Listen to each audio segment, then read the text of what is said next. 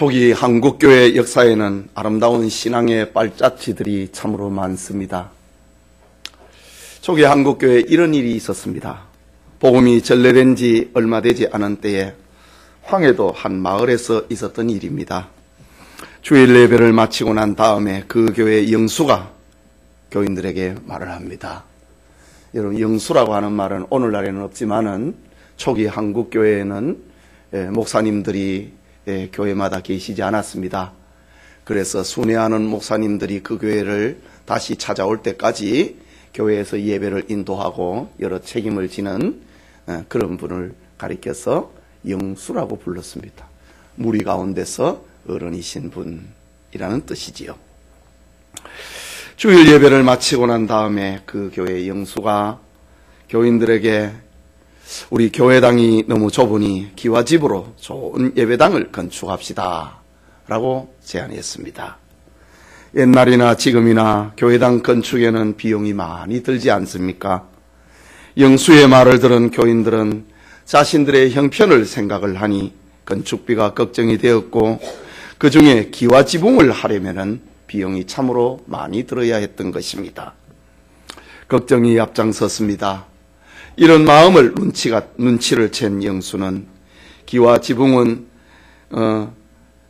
에 대한 걱정이 제일 클 텐데 그 걱정은 하지 마십시오. 교회당의 기와는 제가 책임지겠습니다 라고 말을 했습니다. 그러면서 저의 집은 여러분이 알다시피 기와 지붕이지 않습니까? 저는 기와집에 살면서 하나님의 집은 지프로 된 지붕인 것을 보면서 언제나 미안해했습니다. 그래서 이번 기회에 우리 집 기와를 다 벗겨내서 교회당 지붕을 덮을 것입니다. 그리고 우리 집은 지프로 지붕을 덮을 것입니다. 영수의 말을 들은 교인들은 감동을 해서 마음을 다 합해서 아름다운 교회당을 지었다고 하는 초기 한국교회의 이야기가 있습니다. 오늘날로 말하자면은 교회당은 전세로 지내는데 좋은 집에 사서 이사하는 것을 자랑하고 있는 그런 모습, 아니면은 죄송해하는 그런 마음을 말하는 것이지요. 장로는 좋은 차를 타고 다니는데 목사는 승합차를 타는 모습에 미안해하고 있는 장면이기도 합니다. 오늘 우리가 읽은 성경은 하나님 앞에 죄송한 마음을 가진 다윗의 이야기입니다. 다윗은 오랜 세월 연단과 투쟁의 삶을 마감을 하고 유다와 이스라엘의 왕이 되어서 궁궐 안에 평안히 거주하게 되었습니다. 어느 날 나는 이렇게 좋은 백향목궁에 거하는데 하나님의 언약궤는 휘장 안에 있구나 라는 마음이 들었습니다. 죄송했습니다. 잘못돼도 한참 잘못된 것이 아닌가? 지금이라도 내 집보다 더 좋은 하나님의 집을 지어야 되겠다라고 다윗은 결심합니다. 사실 이런 생각은 아무나 할 수 있는 것은 아닙니다. 오늘의 시대를 보십시오. 교회는 어떻게 되든 그것이 나와 무슨 상관인가? 이런 생각을 가지면서 교회와 일정한 거리를 두고 살아가고 있는 장로, 집사, 권사들도 있지 않습니까? 그런데 오늘 본문은 자신의 집이 하나님의 집보다 더 좋은 것에서 괴로워하고 있는 다윗의 마음에서부터 오늘 본문은 전개가 됩니다. 이 시간 다윗의 소원이라는 제목으로 하나님의 말씀 받고자 합니다. 말씀을 듣는 우리 모두에게 하나님의 은혜가 있기를 소원합니다. 먼저 다윗을 향한, 하나님을 향한 다윗의 소원입니다. 본문 1절을 함께 읽겠습니다. 다윗이 그의 궁전에 거주할 때에 다윗이 선지자 나단에게 이르되 나는 백향목궁에 거주하거늘 여호와의 언약궤는 휘장 아래 있도다 라고 합니다. 다윗은 왕궁을 출입을 하고 있는 선지자 나단에게 부끄러운 자기 마음을 고백합니다. 하나님의 언약궤는 휘장 아래 있는데 나는 세상에서 가장 좋은 백향목 나무 궁궐 안에 살고 있다. 그것이 괴롭다 라고 선지자 나단에게 말합니다. 거기에다 왕으로서 꿈이 있다면 더 이상 이방인들에게 빼앗기지 않는 성전, 옮겨 다니지 아니하는 하나님의 집을 짓고 싶었던 것입니다. 하나님의 은혜로야말로 국가의 기초가 되어야 되고 백성이 중심이 되어야 된다는 사실을 확실히 하고 싶었던 것입니다. 이 목적을 위하여서 다윗은 성전 건축 의사를 밝힙니다. 이 이야기를 듣고 있던 나단 선지자도 즉석에서 그 이야기는 참 좋은 것입니다. 하시지요 라고 말씀드렸습니다. 그런데 그날 밤에 하나님께서 나단 선지자에게 말씀하십니다. 본문 4절의 말씀인데, 가서 내 종 다윗에게 말하기를 여호와의 말씀이 너는 내가 거할 집을 건축하지 말라라고 하십니다.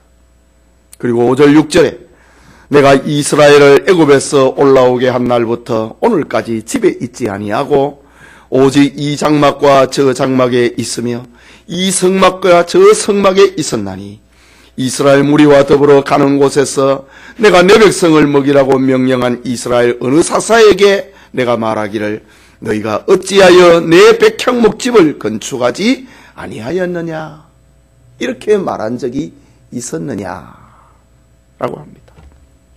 이게 무슨 말입니까? 성전 건축의 소원을 가지고 있었던 다윗의 소원에 대한 하나님의 응답은, 하나님은 사람이 지은 어떤 건축물 안에 가둘 수 없는 분이라는 말입니다. 이것은 하나님의 무소부재하심을, 어디에나 계시는 하나님이다, 그것을 강조하기 위함입니다. 그런데 오늘 본문과 병행된 말씀을 보면은 하나님이 다윗의 소원을 거절하신 이유는 역대기상 8장에는 너가 전쟁터에서 너무 많은 피를 흘렸다고 하는 것입니다. 그리고 사무엘하 7장에는 성전 건축의 복은 너의 아들 솔로몬이 거행할 것이다 라고 합니다. 오늘 우리가 읽은 본문 12절에도 그는 나를 위하여 집을 건축할 것이요, 너가 할 것이 아니고 그가 할 것이다, 네 아들이 할 것이다 라고 합니다. 이런 사실을 다윗은 겸손하게 받아들입니다. 다윗은 성전 건축을 보지를 못합니다. 자기 시대에 이룰 수 없는 소원이었지만은 다윗은 아들이 성전을 건축한다고 하는 그것을 사실 앞에 감사하고 있습니다.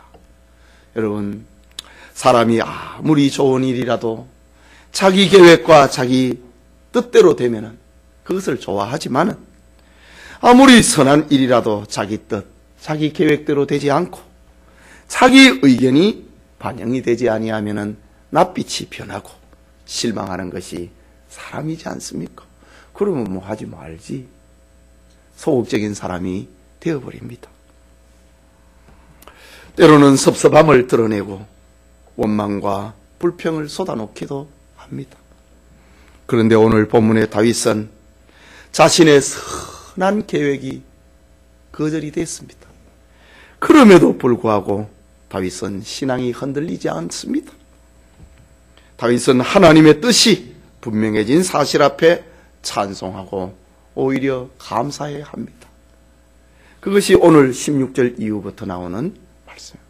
내가 무엇이간데 하나님이 이런 복을 주시나이까 감사하고 있는 장면입니다. 그리고 자신의 남은 생애를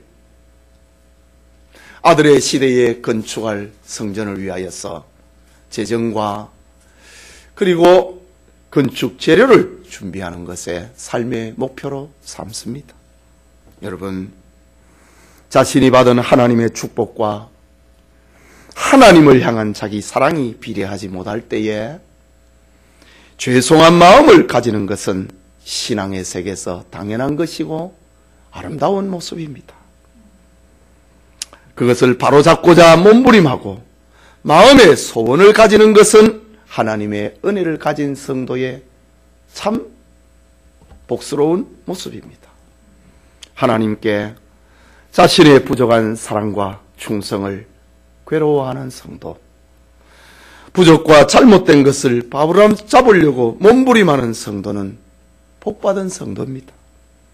이런 복이, 이런 축복이 하나님으로부터 받은 은혜에 비하면 하나님을 향한 나의 사랑과 나의 충성은 부족하다고 하는 이런 마음을 가지는 선한 복이 우리 모든 성도들에게 있기를 소원합니다. 그게 둘째로 소원을 가진 다윗에게 주신 하나님의 축복입니다. 여러분, 영이신 하나님은 우리처럼 육신의 집을 필요로 하지 않습니다. 하나님께는 온 우주가 자신의 집입니다. 하나님은 사람이 지은 집이나 제한된 공간에 갇힐 수 없는 분입니다. 그러나 인간 편에서 보면은 하나님을 만나는 장소는 반드시 필요한 것입니다. 그것은 자신을 세상에 나타내신 하나님의 뜻이기도 합니다. 하나님은 출애굽의 지도자였던 모세에게 성막을 건축하라고 명령하셨습니다. 그리고 성막이 건축이 되고 난 다음에 하신 말씀, 내가 거기서 너희와 만나고 네게 말하리라.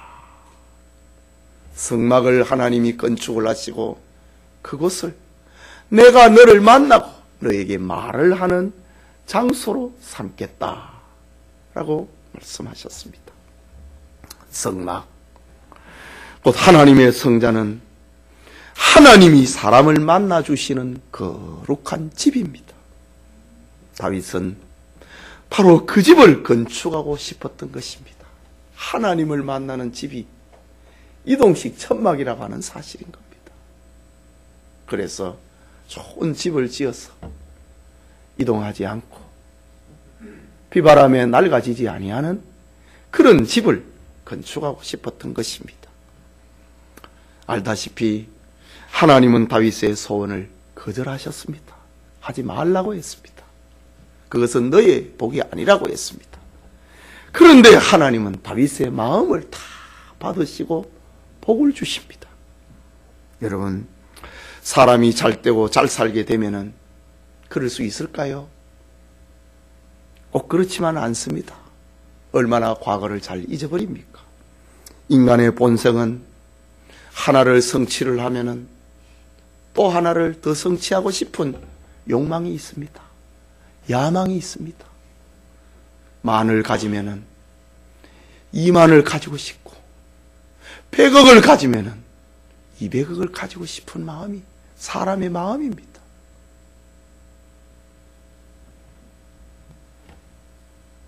쾌락 때문에 하나님이 주신 은혜의 삶을 매듭을 짓지 못합니다.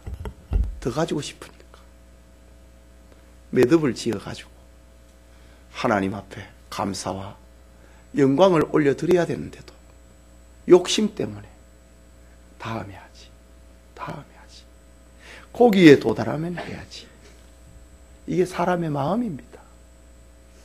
그러니 잘 된다고, 형통하다고 다 되는 것은 아니라는 말이지요.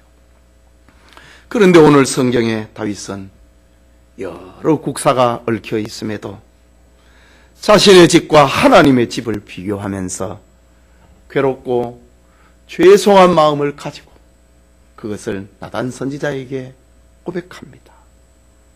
하나님은 이런 다윗에게 축복을 쏟아놓습니다. 이것을 가리켜서 유명한 다윗 언약이라고 합니다. 하나님이 아브라함에게 하신 약속이 있습니다. 그 언약입니다. 오늘 성경에 하나님은 다윗에게 하신 약속이 있습니다. 하나님을 향하여서 선한 마음을 품고 있는, 선한 소원을 품고 있는 다윗에게 주신 약속을 가리켜 다윗 언약이라고 부르는 것입니다. 오늘 성경 본문에는 다윗 언약은 크게 세 가지로 나타납니다. 첫째는 다윗의 이름을 존귀하게 만들어 주겠다고 하는 약속입니다. 본문 8절의 말씀인데 같이 읽겠습니다. 네가 어디로 가든지 내가 너와 함께 있어 내 모든 대적을 내 앞에서 멸하였은즉 세상에서 존귀한 자들의 이름 같은 이름을 네게 만들어 주리라. 다윗 언약에 하나님이 다윗에게 주신 언약의 첫 번째, 네 이름을 세상의 존귀한 사람들의 이름같이 네 이름을 그렇게 만들어 주겠다 라고 말씀합니다. 이 말씀은 지난날 하나님께서 아브라함을 부르셔서 약속을 하실 때 내가 네 이름을 창대하게 하리라, 이 약속과 지금 맥을 같이 하고 있습니다. 다윗의 소원인 성전 건축은 거절이 되었습니다. 하지만 하나님은 다윗의 이름을 존귀하게 만들어주겠다고 약속합니다. 이스라엘이 만난 긴 굴곡의 역사에서 다시 찾고 싶은 역사, 다시 회복하고 싶은 역사, 그것은 다윗의 마음으로 복을 받은 시대입니다. 오늘날 이스라엘의 국기는 정삼각형 2개가 엇갈려 있고 6개의 꼭지점이 있는 별 문양을 하고 있습니다. 이것을 그래서 헥사그램, 육각형 별이라고 부릅니다. 국기의 명칭은 마겐 다윗이라고 부릅니다. 우리나라는 태극기라고 부르잖아요. 이스라엘의 국기는 마겐 다윗입니다. 이것은 다윗의 방패라고 하는 뜻입니다. 하나님께서 다윗의 방패가 되셔서 지켜주신 것처럼 자기들을 지켜주실 것을 소망하는 믿음을 국기로 표현을 하고 있습니다. 하나님께서는 이렇게 다윗의 이름을 존귀하게 만들어 주셨습니다.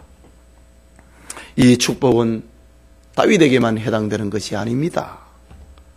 이미 사무엘상 2장 30절에 하나님이 말씀하셨습니다.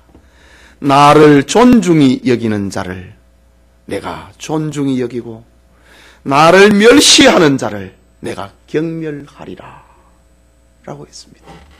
사사시대 말기에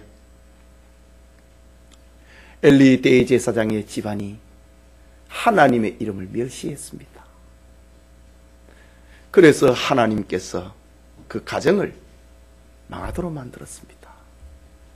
대제사장의 2 아들은 전쟁터에서 죽임을 당하고 아이를 해산하는 며느리는 아이를 낳다 죽고, 이 소식을 들은 엘리 대제사장은 너무 슬퍼서 의자에서 넘어져서 목이 부러져서 죽습니다. 바로 이때에 하신 말씀입니다. 나를 존중히 여기는 자를 내가 존중히 여기고 나를 멸시하는 자를 내가 경멸하리라고 했습니다. 하나님께서 다윗이 하나님을 향하여 선한 마음을 가졌을 때 하나님께서 그 이름을 존귀하게 해주셨다라는 사실입니다. 여러분, 세상에서 존귀한 자가 되기를 원하십니까? 다윗처럼 하나님을 향한 선한 소원을 품으십시오. 그러면 하나님께서 여러분의 이름을 존귀하게 만들어 주실 것입니다. 베드로와 스데반과 바울의 이름이 존귀하게 되었고 그들의 이름이 지금도 우리의 입술에서 불려지고 있는 이유가 무엇입니까? 그들은 하나님을 향한 거룩한 소원을 가졌기 때문입니다. 그들은 그리스도의 이름을 위하여서 소원을 가지고 살았던 사람입니다.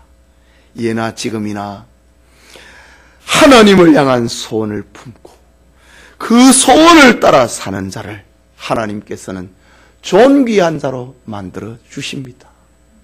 이것이 다윗 언약의 첫 번째 약속입니다. 이 은혜가 있기를 소원합니다.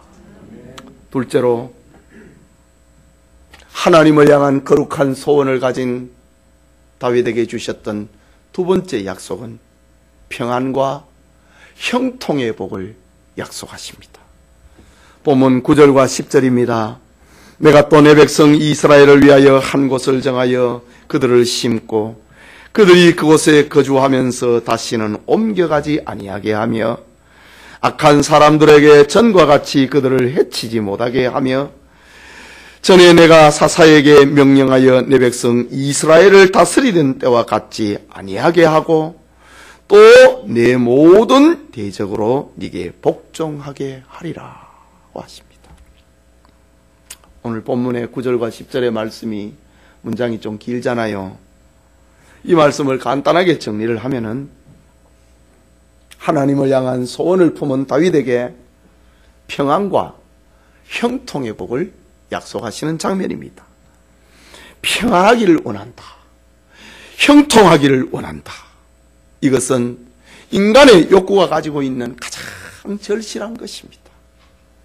평안은 그 무엇과도 바꿀 수 없는 사람의 소중한 가치입니다. 형통이라고 하는 것은 모든 사람이 꿈을 가진 모든 사람들이 구하고 있는 축복의 열매입니다. 사실 사람들은 자기가 가진 복을 계속해서 누리기를 원합니다. 흔들리지 않고 지속되기를 원합니다. 현재보다는 좀 더 나은 미래를 생각하면서 살아가기를 원합니다. 이런 심리 상태를 가리켜서 심리학자였던 머슬로는 안전에 대한 욕구다 라고 심리학적 정의를 한 적이 있습니다. 이유는 세상에 있는 모든 것이 흔들리기 때문입니다. 흔들리지 않는 것이 없습니다. 건강도 흔들리고 재산도 흔들리고 직장도 기업체도 흔들리고 생명도 가정도 흔들립니다. 어느 것도 우리를 영원히 평안하게 할 수가 없고 영원히 견고하게 하지를 못합니다. 그런데 하나님은 거룩한 소원을 가진 다윗에게 너에게 평안을 주고 네 모든 대적으로 너에게 복종하게 하리라. 형통을 약속하십니다. 여러분, 여러분의 삶과 재산, 가정과 자녀, 직장과 기업에 평안을 얻기를 원하십니까? 대적들이 복종을 하는 형통을 원하십니까? 그러면 하나님을 향한 소원을 가지십시오. 주님의 교회를 세우고자 하는 소원을 품으시기를 바랍니다. 그러면 하나님께서 여러분의 가정과 삶과 기업을 평안과 형통으로 인도하실 것입니다. 이것이 다윗에게 주신 두 번째 약속, 다윗 언약입니다. 마지막 셋째로는 하나님의 나라에서 다윗을 굳게 세우겠다고 약속하십니다. 본문 14절의 말씀인데 같이 읽겠습니다. 내가 영원히 그를 내 집과 내 나라에 세우리니 그의 왕위가 영원히 견고하리라 하셨다 하라. 내가 영원히 그를 내 집과 내 나라에 세우겠다고 합니다. 하나님의 집과 하나님의 나라 위에 다윗과 그 후손을 세우겠다고 약속하십니다. 하나님께서 다윗을 하나님의 집에, 하나님의 나라에 기둥같이 쓰겠다는 말씀입니다. 알다시피 이전에 사울은 하나님 앞에 불순종하다가 하나님의 나라에서, 하나님의 집에서 서지 못하고 무너지고 넘어지고 망하고 말았습니다. 하나님의 나라에서 얻은 사울의 왕위는 다윗에게로 옮겨가고 말았습니다. 그런데 이제 하나님께서는 다윗의 집을 자신의 나라에서 영원히 세우겠다고 약속하십니다. 그 약속의 성취는 바로 아브라함과 다윗의 자손 예수 그리스도의 세계라 라는 말로 이루어집니다. 하나님의 집, 하나님의 나라. 그는 구속사거든요. 구속 역사거든요. 이 구속 역사에 하나님께서 다윗을 기둥같이 세우겠다고 약속하고 있습니다. 물론 하나님이 세우시는 다윗의 집은 궁극적으로 예수 그리스도 안에서 온전하게 이루어집니다. 다윗이 그렇게 짓고 싶었던 성전, 그리스도 예수 안에서 완전히 이루어집니다. 성전이 무엇이었습니까? 다윗에게 하나님을 만나는 집이었지 않습니까? 예수 그리스도가 무엇입니까? 우리가 하나님을 만나는 집입니다. 예수 그리스도 자신이 성전입니다. 내가 곧 성전이라고 주님이 말씀하셨습니다. 예수님 안에서 죄인이 하나님을 만날 수 있다는 것입니다. 그렇다고 하면은 이 다윗에게 주신 약속, 다윗이 받은 축복은 그리스도 안에서 완전히 성취되고 있는 것입니다. 여러분, 다윗 언약, 다윗이 받은 축복은 지금도 계속되고 있습니다. 그 결정적인 증거가 종말 시대의 교회상을 알려주고 있는 요한계시록에 나타나고 있습니다. 주님은 작은 능력을 가지고도 주님의 말씀을 지키고 주님의 이름을 배반하지 않는 빌라델피아 교회에게 말씀하셨습니다. 계시록 3장 12절에 이기는 자는 내 하나님 성전의 기둥이 되게 하리니 내가 하나님의 이름과 하나님의 성 곧 하늘에서 내려온 내 하나님께로부터 내려오는 새 예루살렘의 이름과 나의 새 이름을 그의 위에 기록하리라. 지금 예수님의 이름이 지금 어디에 기록이 되어 있습니까? 다윗의 족보 위에 기록을 해놨다 이 말입니다.